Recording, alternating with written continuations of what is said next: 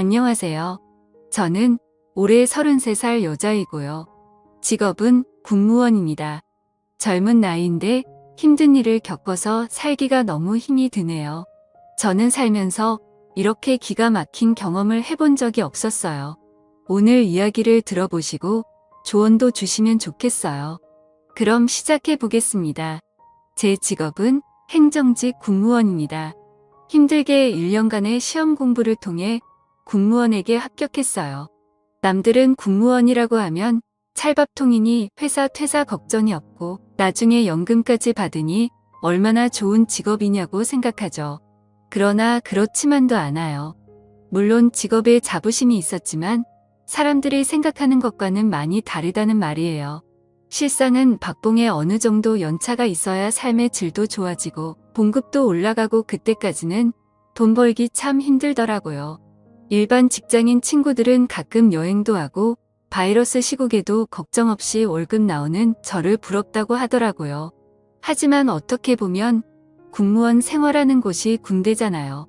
계급 사회죠. 그래서 그런지 오래 버티는 사람들이 별로 없어요. 다들 중간에 그만두거나 아니면 공부를 좀 더 해서 공무원이나 공기업으로 이직을 많이 하는 편이에요. 그래도 전 나름 오래 있긴 했어요. 행정직이라 그런지 그렇게 힘들지도 않고 제 일만 하면 크게 눈치 주는 상사도 없었어요. 이렇게 한 직장에서 일하면서 남편을 만나 결혼도 했습니다. 남편은 육군 소령이고요.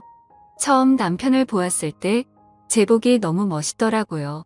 군대이지만 항상 부하 직원들에게도 잘 대해주고 멀리서 보고 한눈에 이 사람이 진짜구나 하고 생각했어요.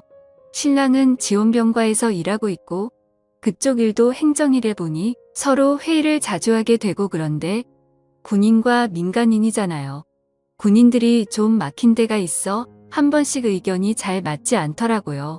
그렇게 싸우다 보니 정이 들기도 하고 다른 사람 만날 시간은 없고 매일 얼굴 보는 사람은 그 사람이고 그러다 보니 연애도 하게 되더라고요. 그렇게 몇 개월 연애하다가 자연스럽게 결혼 이야기가 오고 가게 되었습니다. 사귀다 보니 나쁜 사람 같지는 않았어요. 그리고 비슷한 일을 하고 있어 결혼하면 좋은 점이 많을 거라 생각했어요. 그래서 결혼을 해도 되겠다 생각했습니다. 그렇게 누가 먼저랄 것도 없이 결혼을 진행하게 되었고 우리는 동료들의 축복 속에 부부가 되었습니다. 부대장님의 배려로 해외로 신혼여행도 길게 다녀올 수 있었어요. 그때만 생각하면 꿈만 같은 시간이었고 앞으로도 계속 이렇게 좋은 일들만 가득할 거라 생각했어요. 신혼생활은 너무나 행복했어요. 같은 부대에 근무하니 집에서도 보고 직장에서도 보고 가끔 지나가다 눈 마주치면 아무도 없는 창고에서 둘만의 야릇한 시간을 갖기도 하고 이래서 사람들이 때 되면 결혼하고 나의 반쪽을 찾는다고 생각했어요. 그런데 신혼생활 6개월쯤 지나면서 결혼 생활에 대한 환상이 깨져버렸습니다. 신랑이 지원병과에서 전투병과로 옮기면서 서로 얼굴 볼 일도 없더라고요. 제가 시간이 나면 남편은 훈련으로 인해 바쁘고 남편이 시간이 나면 제가 정신없이 바쁘더라고. 어쩌다 둘 다 시간이 생겨도 데이트보다는 밀린 잠을 자는데 먼저이고 결혼만 했다 뿐이지 전과 별로 달라진 게 없더라고요. 나중에는 이게 부부인지 군대 동기인지 분간하기 어려웠어요. 그냥 한 집에 사는 룸메이트 같았습니다. 그러다 보니 부부간의 애정도 별로 없었어요. 남들은 신혼 때 더 불타오른다고 하는데 그럴 시간도 없어. 결혼 생활에 대한 회에 마저 들다군요. 그래서 공무원을 그만둘까 하고 생각도 했었는데 하지만 이 일을 하려고 공부한 시간도 아깝고 이때까지 몇 년이니 걸린 진급과 경력이 너무 아깝더라고요. 물론 돈은 넉넉하지 않았어요. 적어도 아이를 가지기 전까지는 부지런히 벌어서 저축해 놔야겠다고 생각했어요. 그런데 안 되려고 하니까 모든 일들이 제 마음대로 되지 않았어요. 사회생활이라는 게 업무도 중요하지만 인간관계도 정말 중요하다는 생각이 들었어요. 그게 제 마음대로 되지 않았어요. 바로 새로 들어온 간호장교 때문이었습니다. 일반 직장인도 마찬가지겠지만 군무원 또한 시간이 지나고 진급하고 연차가 쌓이면 선후배의 관계가 엄격하거든요. 그리고 여기는 군부대잖아요. 하지만 민간인과 군인 신분은 계급을 떠나 서로 동반자라고 해야 할까? 서로 이해하고 다독여 주려고 노력하는 사이거든요. 친한 사이는 될 수 없겠지만 적어도 불편한 관계는 되지 말자고 생각했었습니다. 그런데 늦게 온 간호장교가 유난히 되게 까다롭게 굴고 불만도 많이 있어 보였어요. 나이도 비슷하고 계급도 대위라서 저도 막대하기에는 좀 힘든 사람이었어요. 그런데 어느 날부터 저와 관계가 나빠지기 시작하더라고요. 평소에 똑같이 했는데도 뭐 행정일을 이따게 보냐 등 짜증을 엄청나게 내더라고요. 그래서 제가 한 번은 시간을 내어 물어봤어요. 저게 대위님, 뭐 제가 실수한 거 있나요? 근데 무시하듯이 그냥 말없이 노려보더니 가버리더라고요. 아무튼 결혼 생활도 재미없고 사무실에서 신경이 쓰이는 일도 생기다 보니 스트레스가 정말 많았습니다. 그러던 어느 날이었어요. 훈련을 다녀온 남편의 짐가방을 정리하는데 처음 보는 화장품이 보이더라고요. 남편이 쓰는 남성용이 아니라 여성용 화장품이었어요. 이거 당신 거 아니잖아. 어디서 났어? 그랬더니 남편은 그거 화장품 다 떨어져서 새로 샀어. 라고 겁니다. 그래, 그런데 이거 가벼운데 새 것 아니야? 아, 올라 쏟아져나 보지.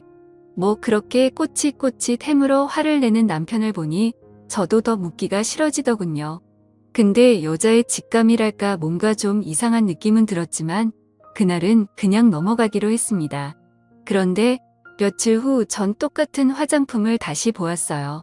집이 아니라 사무실에서였죠. 그렇게도 저를 싫어하던 간호장교의 책상 위에 똑같은 화장품이 놓여 있었습니다. 처음엔 아무 생각 없이 봤어요. 우연일 수도 있겠죠.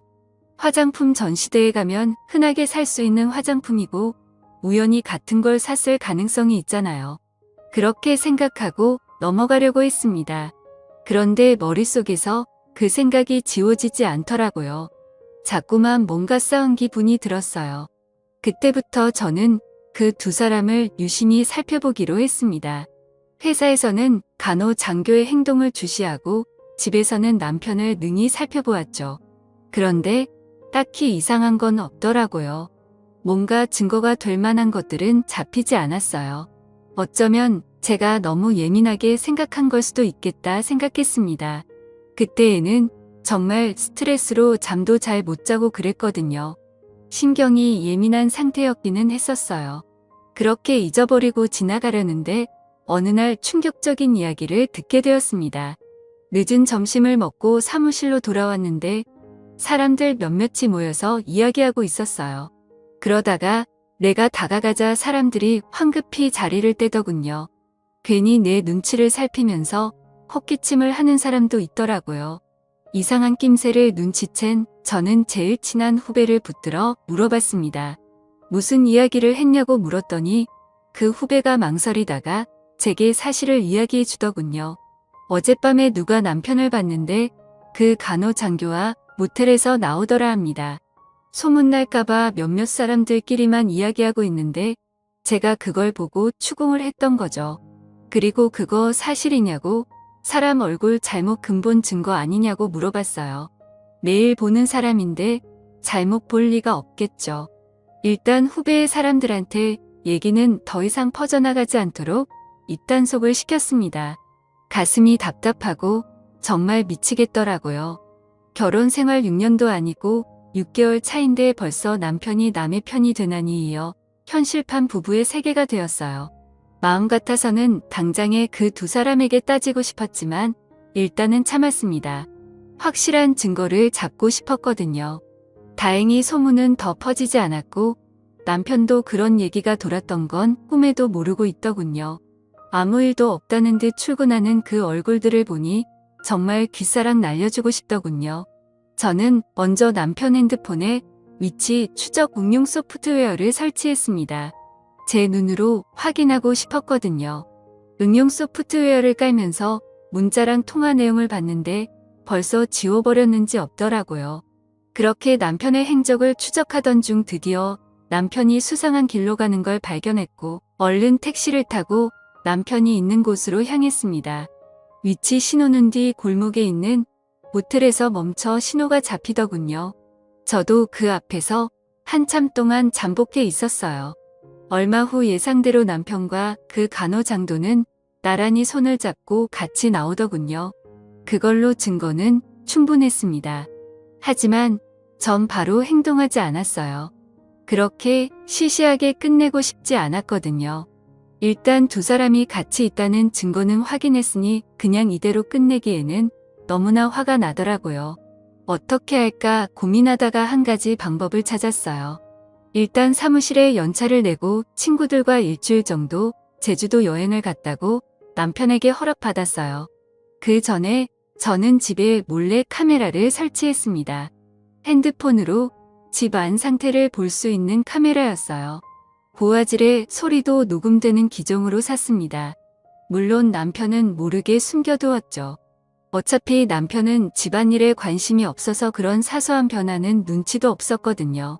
남편 성격상 일주일 동안 집을 비우게 되면 틀림없이 그 간호장교를 불러들일 거라고 생각했어요. 그리고 그 예상은 적중했습니다. 오래 걸리지도 않더군요.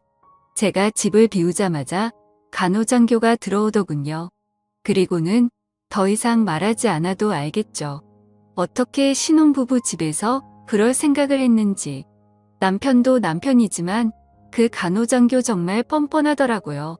그렇게 녹화된 영상은 모두 저장해 두었어요. 제주도 여행에서 집으로 왔을 때 아무 일 없다는 듯 생활했습니다. 얼굴만 봐도 토가 나올 것 같았어요. 그리고 드디어 폭탄을 터뜨릴 날이 밝았습니다. 월요일 오전 행정 직원과 관련된 사람들과의 미팅 시간. 간호장교는 오늘도 멋있는 표정으로 들어오더라고요. 그래, 그 표정 얼마나 오래가나 보자 하고 생각하니 웃음이 나왔어요. 드디어 회의 시작. 노트북에 연결된 영상을 보는 순간 회의에 모인 모든 사람이 깜짝 놀랐어요. 생각하지 않았던 영상이 나오자 처음에는 수군거리기만 하던 사람들이 영상 속 주인공들의 얼굴이 보이자 나지막이 소리를 내더라고요. 회의실은 완전히 아수라장이 되었습니다. 영상을 끌 생각도 못하고 다들 당황해서 하고 있었지요. 그러다가 뒤에서 이게 무슨 짓이야 라는 소리가 들려왔어요. 충격과 공포가 가득한 목소리였어요. 그리고는 손을 바들바들 떨면서 저를 노려보더라고요. 저도 지지 않고 같이 노려봤습니다. 이거 사생활 침해 아니야? 당신 고소할 거야 라고 하더군요. 그래서 저도 그래 어디 고소 한번 해봐. 내가 당하고만 있을 것 같아? 라고 해주었어요. 상황이 이렇게 되자 분노를 주체하지 못한 간호장교는 그 자리를 박차고 나가버렸어요. 공개적으로 망신당했으니 군생활 똑바로 할 수는 없었겠죠. 그 후로 들리는 소문으로는 전 남편과 간호장교는 그 사건이 벌어진 이후로 서둘러서 제대를 하게 되었다고 하더군요. 저 또한 이혼과 몇 년간의 군무원 생활을 정리했답니다. 그리고 지금은 다시 공부해서 5급 행정직 공무원에 취업했습니다. 지금까지 제 이야기 들어주셔서 고맙습니다. 이렇게라도 이야기하니 속이 시원하네요. 오늘도 건강한 하루 보내시고요. 그리고 항상 남자 조심, 여자 조심, 사람 조심하세요. 감사합니다.